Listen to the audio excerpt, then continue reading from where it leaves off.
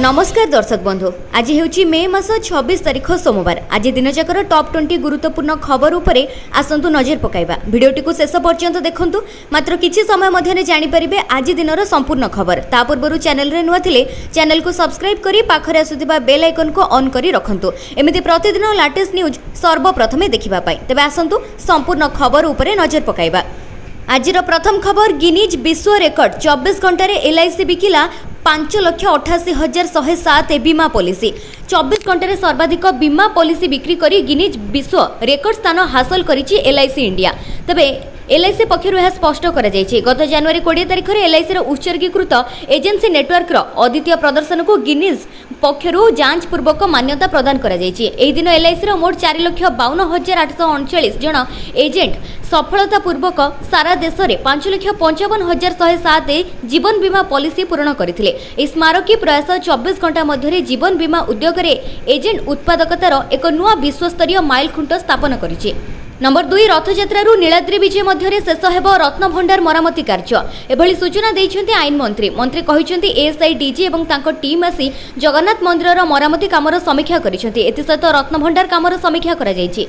रथयात्रा समय गर्भगृह रे जेउ मरामती काम हुए से नै समीक्षा होइछि। मंदिर ढांचा रे कोनोसी परिवर्तन न करी पवित्र पीठर संरक्षण बाबद आलोचना होइछि। मंदिरर आवश्यकता दृष्टिकोणरू मंदिर प्रशासक एएसआई डीजी को अवगत कराइछन्ति। मंदिरर संरक्षण पई जेउ सब ज्ञान कौशल आवश्यकता रही से नहीं आलोचना होइछि। रत्नभंडार मरामती बंद अछि। ठाकुरंक चाप खेल पई रत्नभंडार मरामती काम बंद रखा जाइछि। ठाकुरंकर नीतिकांति उपरे गुरुत्व दिया जाउछि। ठाकुर रथ को आसिले मरामती काम आरंभ हेबो एवं नीलाद्री विजय भितरे मरामती काम शेष करबा पई लक्ष्य धार्य करा जाइछि। नंबर 3,000 टंकार पास एवं वर्षक जाक टोल मागणा जानतु फास्टैग नुआ सुविधा। देश में फास्टैग को नहीं नुआ अपडेट सामना को आसी। केंद्र सरकार फास्टैग सिस्टम रे परिवर्तन करने को जाउछन्ति। प्रतिदिन लक्ष लक्ष संख्यार लोक टोल प्लाजा व्यवहार करुछन्ति। वर्तमान आपण को निजर फास्टैग रे टोल टैक्स पेमेंट पई पुणी थरे रिचार्ज करने को पड़ी पारे। नुआ नीति अनुसार जानवाहन मालिक 3,000 टंकार वार्षिक पेमेंट करी सारा वर्ष नेशनल हाईवे रे यात्रा करि परिबे। एहा व्यतीत जेउ लोके कम यात्रा करुछन्ति तांको पई प्रति 100 किलोमीटर 50 टंकार पेमेंट करिवार ऑप्शन मध्य रहिबो। ए सिस्टम रे टोल प्लाजा रे लागुथिबा ट्रैफिक भिडरू मुक्ति मिलिबो एवं फ्यू मध्य संचय हेबो। फास्टैग सिस्टम रे किछि आवश्यक परिवर्तन जोगु टोल कलेक्शन को अधिक सुविधाजनक एवं स्पष्ट करबा उचित। ए नुआ सिस्टम अनुसार लोकन को टोल रो पेमेंट करबा सहज हेबो। नंबर 4 गोटे दिन में सुनार दर 5,000 टंका को वृद्धि। जानतु 10 ग्राम सुनार मूल्य केते रहिछि। आज भारतीय बजार में सुनार मूल्य पुणी थरे वृद्धि पाइछि। गत 10 दिन धरी देश में सुना मूल्य रे उत्थान पतन चली। चेन्नई, हैदराबाद, बेंगलोर, मुंबई, दिल्ली और कोलकाता भली अनेक प्रमुख सहर में सुनार मूल्य वृद्धि पाइछि। तेबे आज भारत में 22 कैरेट सुनार मूल्य प्रति ग्राम पिछा 8,990 टंका थिला, जहाँकि गतकाली रविवार अपेक्षा 8,940 टंका तुलन में 50 टंका अधिक रही। 8 ग्राम मूल्य 400 टंका वृद्धि पाई 71,520 टंका 71,920 टंका पहुंची। से भली आज 24 कैरेट सुनार मूल्य 10 ग्राम 550 टंका वृद्धि पाई 98,080 टंका होइछि। 8 ग्राम मूल्य एवं 78,464 टंका रही, जहाँकि गतकाली 78,024 टंका तुलन में 440 टंका अधिक रही। नंबर 5 संबलपुर चिड़ियाखाना हेबो ओडिशार द्वितीय नंदनकानन। आगामी 3 मास रे सहर रे लागिबो लक्षरू अधिक गछ। केंद्र शिक्षा मंत्री धर्मेंद्र प्रधान संबलपुर चिड़ियाखाना परिदर्शन करिसेंति। एति सहित एहाको आगामी दिन में केंद्र एवं राज्य सरकार को सहयोग रे ओडिशार द्वितीय नंदनकानन करबा पई योजना कराजिबो बोली कहिसेंति। केंद्र मंत्री धर्मेंद्र प्रधान संबलपुर चिड़ियाखाना रे जीव उद्यान एवं उद्भिद उद्यान बुलिबा सहित साधारण लोकंक सहित विभिन्न समस्या को नै आलोचना करिसेंति। संबलपुर चिड़ियाखानार विभिन्न समस्या एवं नुआ जीवजंतु अणाजिबा नै चिड़ियाखाना वन विभाग एवं जिला प्रशासनिक अधिकारी सहित आलोचना करा जायछि। तेबे संबलपुर चिड़ियाखाना को नंदनकानन ढंगरे नुआ रूप देबा पई योजना प्रस्तुत कराजिबो। एहाको बड़ आकार करबा सहित पर्यटकंकर सुविधा बढ़ाइबा पई केंद्र एवं राज्य सरकार सहित आलोचना कराजिबो। नंबर 6 मासिक 1,000 टंकार स्टाइपेंड मिलिबो नियुक्ति भित्तिक तालीम।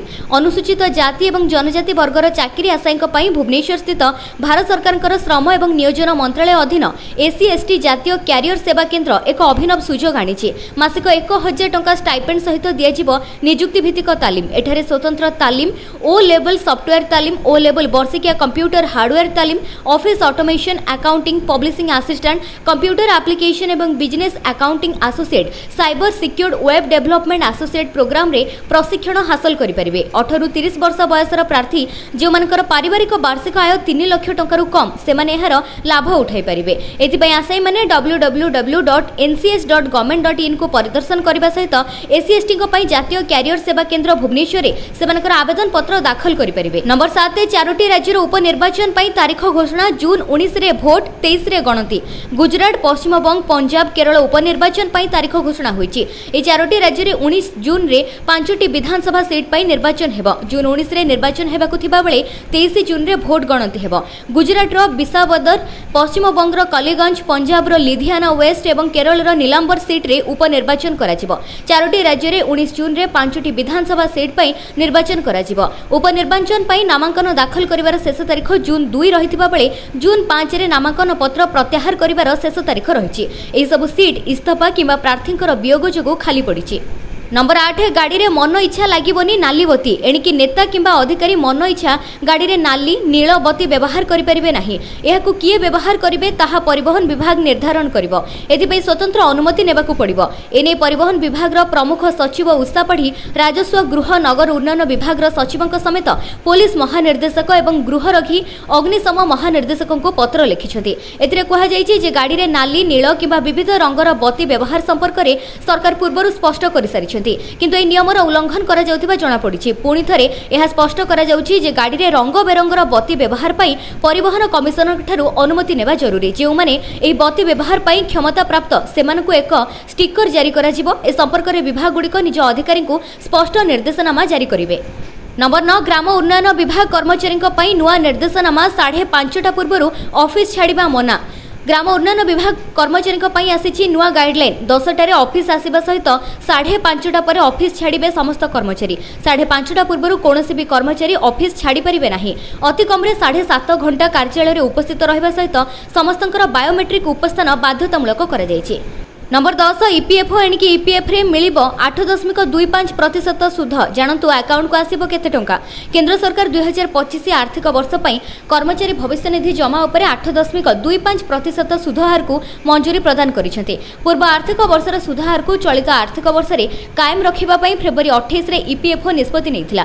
एहाको मंजूरी करिबा पई अर्थ मंत्रालय को पठा जायथिला। 2024-25 आर्थिक वर्ष पई 8.25% ईपीएफओ सुध हार को स्वीकृति देबा परे श्रम मंत्रालय एहाकु ईपीएफओ निकट को पठाई देछि।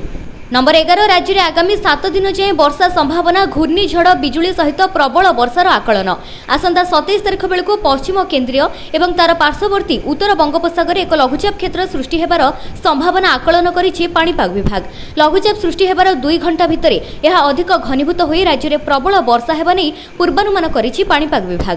प्रभाव में 27 तारीख रु 30 तारीख जाए राज्य में भारी वर्षार संभावना रहिछि। ए वर्षा मौसुमी अग्रसर को आहुरी सक्रिय करिवो। सक्रिय रहिले ओडिसा रे मौसुमी आगमन नहीं स्थिति अनुकूल रहिबो।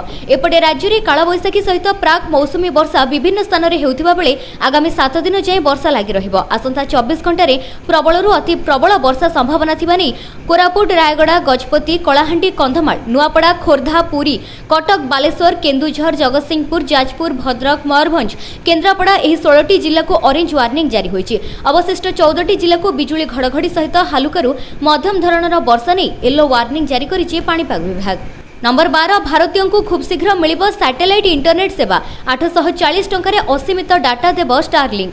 भारतीयों को खूब शीघ्र सैटेलाइट इंटरनेट सेवा मिलिबो। एलन मस्क स्टारलिंक समेत केतक सैटेलाइट कम्युनिकेशन कंपनी किछि दिन मध्यरे भारत में निज निजर सेवा आरंभ करि पारंते। गणमाध्यम रिपोर्ट अनुसार ଏହି कंपनी गुड़िक मासिक $10 प्राय 840 टंकारे सुलभ प्रमोशनल असीमित डाटा प्लान करिवे। तेबे भारत में सेवा आरंभ करिबा पई स्टारलिंक इन स्पेस रु मंजूरी अपेक्षा रे रहिछि। स्टारलिंक समेत सैटेलाइट कम्युनिकेशन कंपनी गुड़िकर टार्गेट हेउची निज यूजर संख्या द्रुत गति रे बढ़ाइबा। नंबर 13 पेट्रोल डीजेल रो नुआ मूल्य जानतु। भुवनेश्वर रे केते रहिछि दर। पेट्रोल एवं डीजेल रो दाम प्रतिदिन बदली थाए। आज ऑयल मार्केटिंग कंपनी माने देशर समस्त राज्य पई पेट्रोल एवं डीजेल रो दाम जारी करिसेंती। तदनुसार बिहार समेत देशर अनेक राज्य रे पेट्रोल दाम सस्ता होईछि। एहा व्यतीत किछि एमिति राज्य अछि जेउठी पेट्रोल एवं डीजेल दाम रे कोनोसी मध्य परिवर्तन होई नाही।